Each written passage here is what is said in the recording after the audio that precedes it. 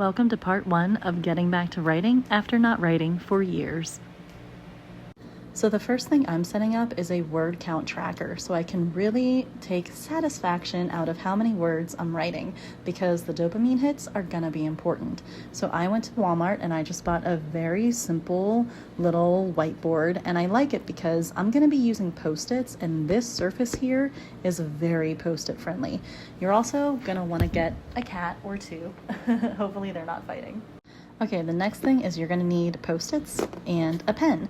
And what I'm doing is that I am actually putting a ton of Post-its on this whiteboard, and every time I hit something like 500 words, I'm going to peel off a Post-it.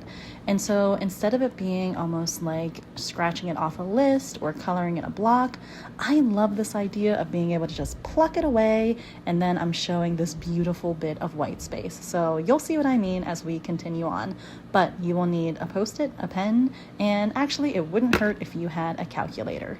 So this book I'm writing is not going to be some big epic tome. In fact, I want it to be around 50,000 words. So in order for me to know how many Post-it notes I need, and if I'm using 500 as like my I get to rip a Post-it off, that gives me 100 Post-its that I need to fill out. So let's do that. Okay, doing this with one hand is impossible. Oh my gosh.